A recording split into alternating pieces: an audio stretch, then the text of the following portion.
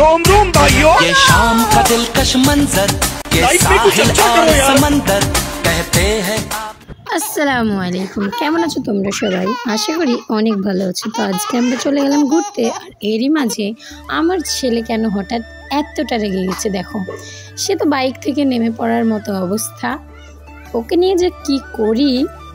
তো আলহামদুলিল্লাহ ফাইনালি 2 বছর থেকে প্ল্যান করে বারবার প্ল্যান ক্যান্সেল হতে হতে হুট করে একদিন চলে গেলাম 10 মিনিটের প্ল্যানে।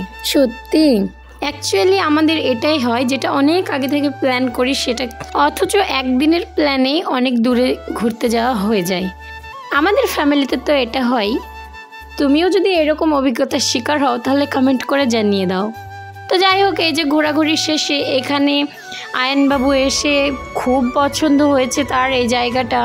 সে ফুল ছিঁড়তে ব্যস্ত এবং আমরা যখন ডাকছিলাম সে রীতিমতো আমাকে বলছে কাজ করছি, আমাকে জ্বালিও না।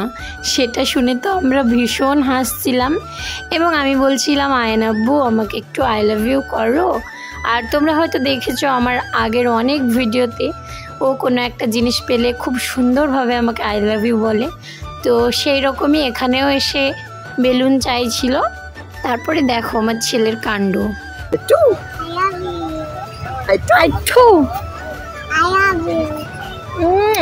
I love you. Okay.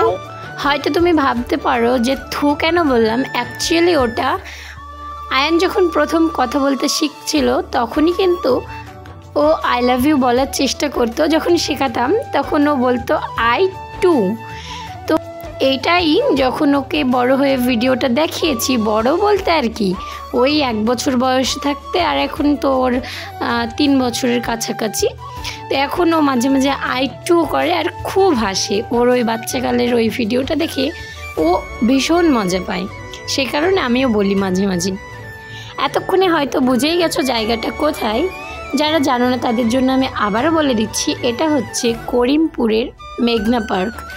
আমার যাওয়ার অনেক দিনের ইচ্ছে ছিল, প্রায় 2 বছর পর আমার যাওয়া হয়েছে, তাও আবার হুট করে।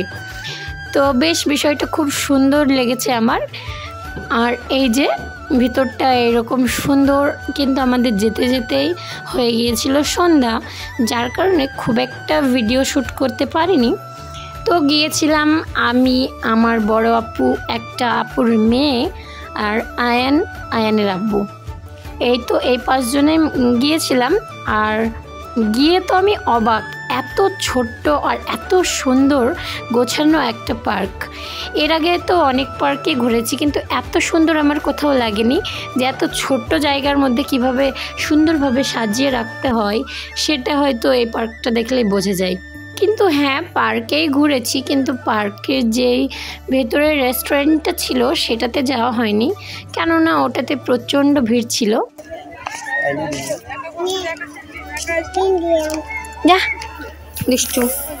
এরই মধ্যে বাবুর ঘুম পেয়ে গিয়েছে, তাই আর বেশি দেরি না করে বেরিয়ে পড়লাম। যেহেতু আয়ান ঘুমিয়ে গিয়েছিল তাই আর প্রপার রেস্টুরেন্টের ভিডিওটা করা হয়নি। ভিডিওটা কেমন লাগলো জানাতে ভুলো না। এইরকম আরো সুন্দর সুন্দর ব্লগ পেতে চ্যানেলটা সাবস্ক্রাইব করে পাশেই থেকো। হবে কাল সন্ধ্যে 7টায়। আর এখানে বলে দিই আয়ানবাবুর রাগ। আয়ানবাবুর আব্বুর হাতে যেহেতু আমি প্রথমে হাত দিয়েছিলাম, এটাই ওর ছিল রাগের কারণ। এভাবে ওর হাতটা আগে নিতে হতো, এটাই হলো ভুল।